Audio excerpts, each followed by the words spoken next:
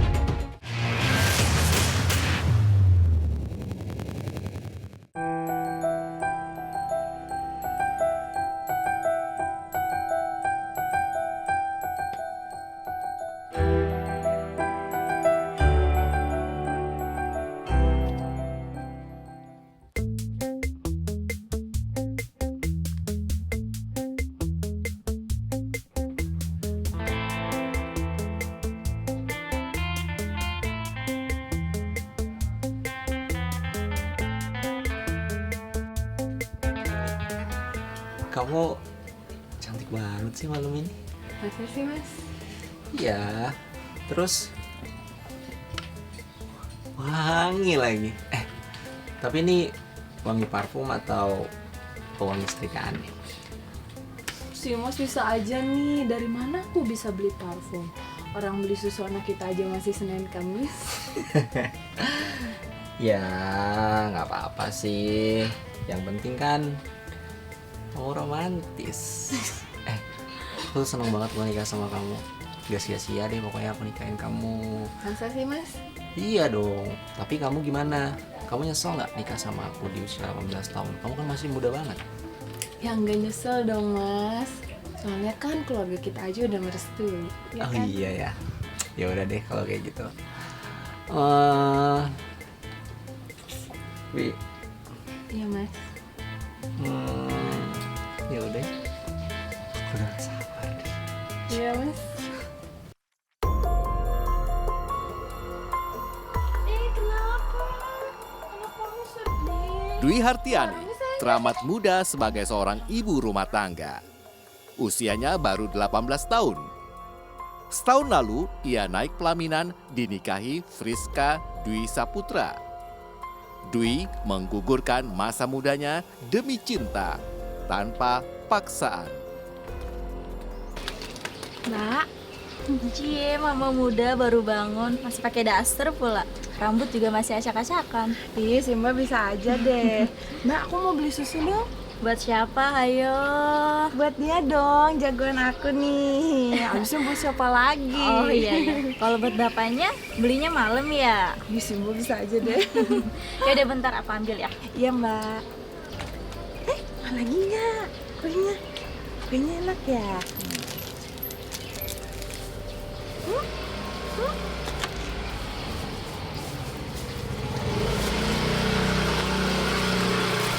Oh iya, ini uangnya kasih ya. Oh siap. Makasih Mbak.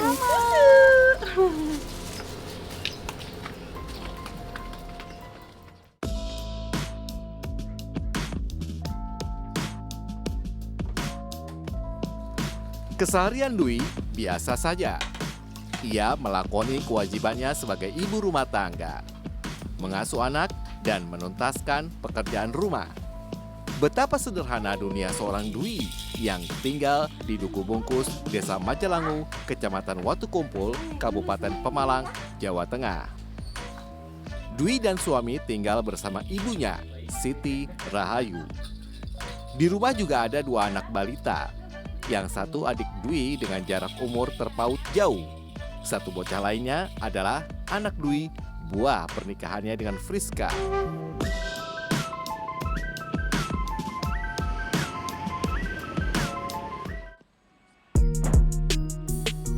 Lalu, inilah Friska Dwi Saputra. Pria 30 tahun yang memetik ranumnya kembang remaja Dwi Hartiani saat usianya belasan. Friska memperjuangkan tegaknya rumah tangga dengan menyopir mobil bak. biasa disewa untuk mengangkut material bahan bangunan. Kebetulan mobil milik bapaknya. Friska kecantol Dwi yang saban hari dilihatnya bolak-balik berangkat pulang sekolah. Kebetulan mereka tinggal di kelurahan yang sama. Melewati masa pacaran setahun, Friska lantas menikahi Dwi. Siti Rahayu, ibunda Dwi, merestui. Friska boleh saja bangga merebut Dwi. Ia genggam Dwi melintasi belukar persoalan rumah tangga yang nyatanya tak cuma sekedar cinta dan kasih sayang melulu.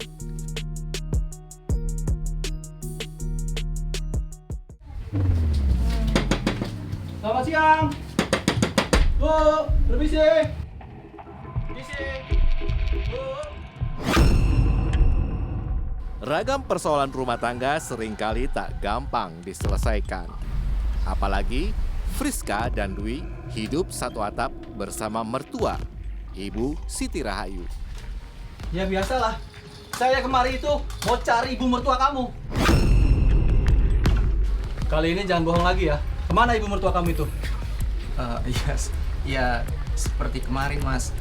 Saya juga nggak tahu ibu mertua saya kemana. Saya juga kan setiap hari kerja mas. Jadi saya mau berangkat kerja. Perginya kemana ibu kamu itu? Inilah salah satu persoalan yang jelas tampak Saya nggak tahu mas. soal utang Baiklah kalau Ibu begitu. Siti Rahayu. Sampaikan sama ibu mertua kamu ya. Selesaikan utangnya segera. Karena besarannya sudah 26 juta rupiah. Paham ya? Iya mas. Permisi. Iya mas. Iya mas.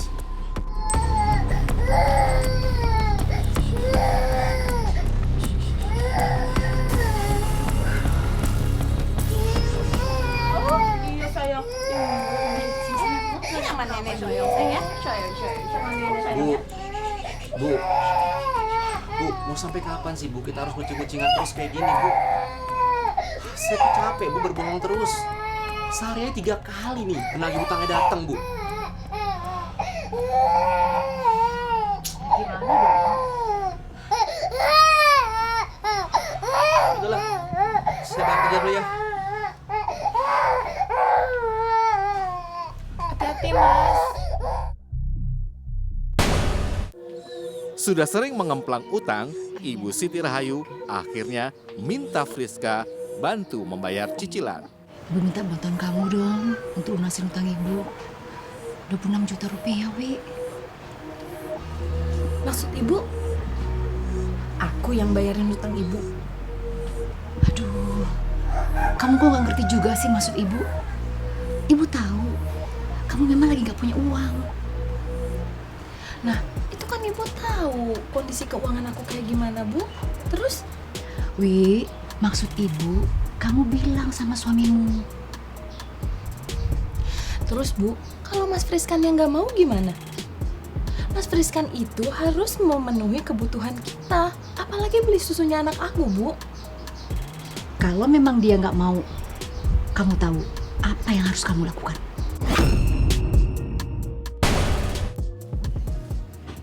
Mas, udah pulang. Sebagai anak, Dwi menuruti saja permintaan ibunya. Meski Dwi tahu berat risiko untuk rumah tangganya. Aku mau bahas soal utangnya ibu. Gimana kalau misalnya Mas bantu bayar hutangnya ibu? Soalnya Mas, ibu tuh udah kelihatan terdesak banget, Mas.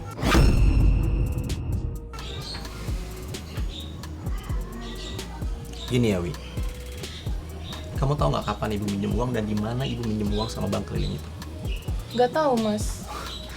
Kalau kamu aja nggak tahu apalagi aku Wi. Lalu, Mas? Ya lalu kalau kita aja nggak tahu untuk apa dan kapan ibu minjem uang, dan setiap harinya aku harus menanggung, dan setiap hari juga aku harus berbohong sama penagih utang itu kalau ibu nggak ada setiap hari di rumah. Maka drama persoalan pembayaran cicilan utang Siti Rahayu bergulir ke dalam rumah tangga Friska.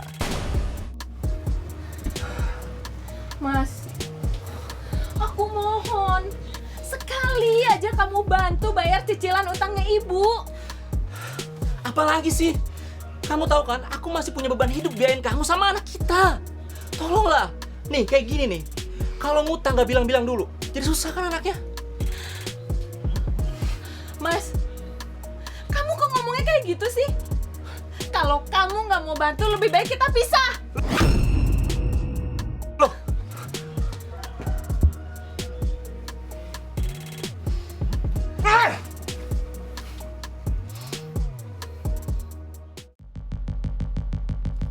Buntut dari pertengkaran rumah tangga, Friska angkat kaki dari rumah mertuanya.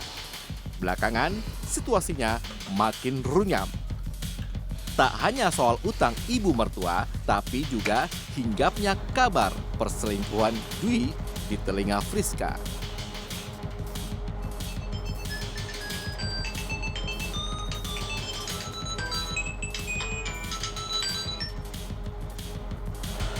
iya, halo. Gimana?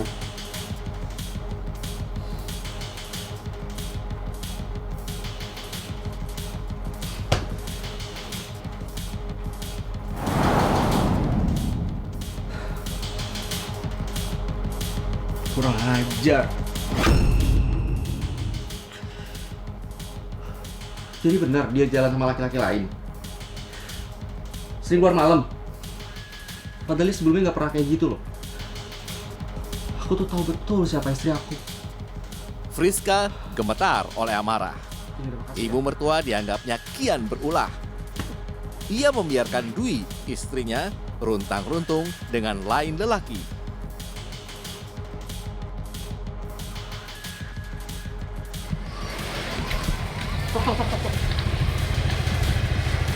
Pokoknya kalau aku udah selesai, kamu langsung jemput ya.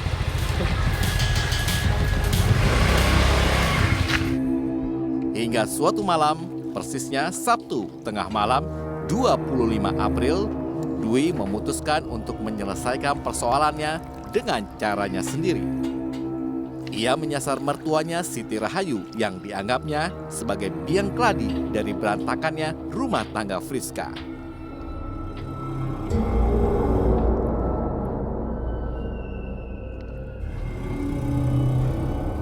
Di dalam rumah hanya ada Siti Rahayu, mertuanya beserta 2 bocah balita. Dwi Hartiani, istrinya, sedang berada di rumah majikannya di Randu Dongkal. Dwi bekerja sebagai pembantu rumah tangga. Getok, bacok, gorok.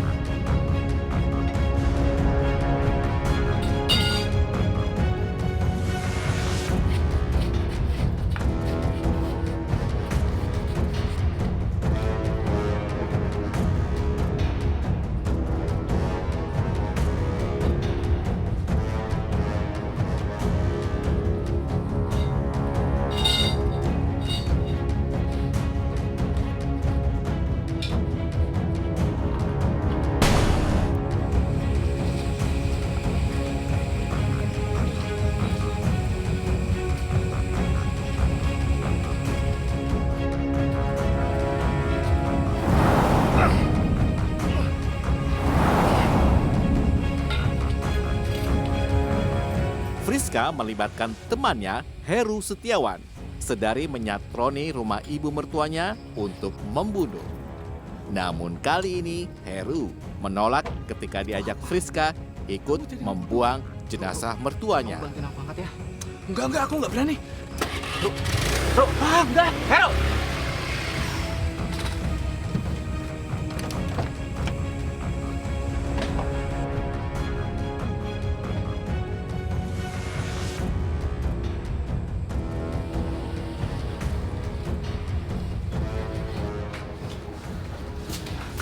Pak, Sendirian, Friska ke rumah bapaknya. Pak. Dari mana kamu? Pak, kok bingung gitu? Ini apa-apaan sih, ha? Jawab. Pak, Mau jawab. Pak, maaf. Maaf, Pak. Saya... Jawab. Pak, saya habis ngebunuh, Pak. Kamu habis ngebunuh. Bunuh siapa? Bunuh siapa? Pak. Pak, Cepat bicara. saya habis ngebunuh. Kebunuh siapa? Mertua saya. Saya habis ngebunuh mertua saya, Pak. Apa? Apa? Kamu udah berdosa membunuh mertua kamu. Maaf. Sekarang juga pergi dari sini. Pergi. Percuma saja kamu lari. Polisi pasti akan mengejar kamu. Pergi. Pergi. Pergi. Cepat. Pergi.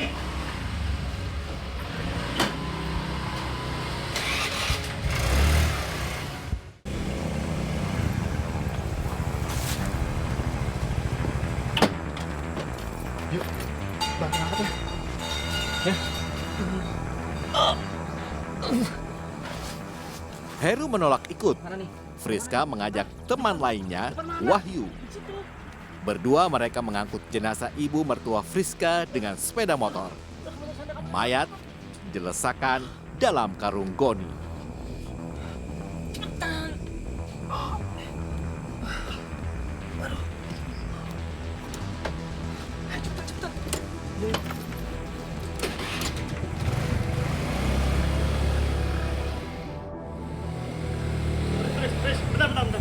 Kenapa sih? Sebenarnya itu apa sih? Ini mayat mertua aku, yuk. Hah? Mertua kamu? Iya. Yaudah, kamu bantuin aku ya. Aku nggak mau. Yuk, ikut. Pokoknya ikut udah, yang gimana?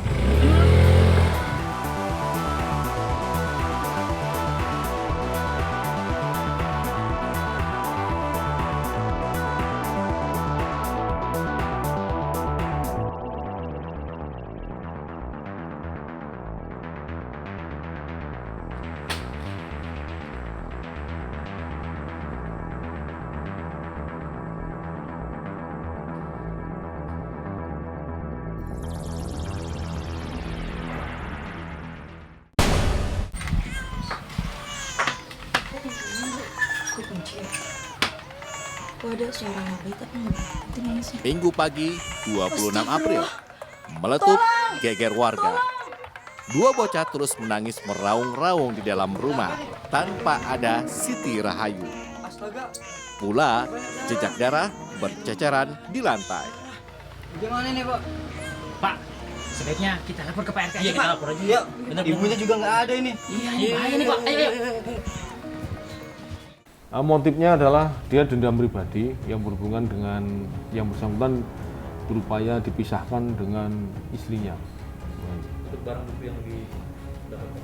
Yang didapatkan sementara adalah golok, kemudian baju korban, karung, dan batu pemberat pada saat dibuang di sungai itu. Dan terakhir untuk kasus ini, tiga orang pelaku ini dikenakan ancaman hukuman berapa tahun dengan pasal berapa? Kita kenakan pasal 340, yaitu pembunuhan dengan berencana, ancaman maksimal adalah mati. Ayo, kamu cantik banget sih malam ini. Iya, terus kalau ngutang nggak bilang-bilang dulu, jadi susah kan anaknya. Mas, kamu kok ngomongnya kayak gitu sih? Kalau kamu nggak mau bantu, lebih baik kita pisah. Nyesel, Pak. Gimana? Karena apa, Mas? Ya karena istri saya masih ketergantungan banget sama mertua saya. Yang rawat anak saya juga biasa saja itu gitu, Pak. Nyesel. Mas sebenarnya masih suka sama dia atau gimana? Atau dia juga masih suka sama Mas? Ya masih suka, Pak. Ya yang pikiran saya kan dia dipengaruhi gitu, Pak, Pengaruhi? sama mertua saya gitu. Tapi Mas nggak pernah kan lihat dia jalan sama cowok lain gitu? Enggak, Pak. Enggak. Cuman pernah istri saya bilang ada yang mau merusak rumah tangga kita gitu. Mas, aku mohon Mas, sekali aja kamu bantu bayar cicilan utangnya ibu. Apalagi sih? Kamu tahu kan, aku masih punya beban hidup biayain kamu sama anak kita. Tolonglah. Nih, kayak gini nih. Kalau ngutang nggak bilang-bilang dulu, jadi susah kan anaknya.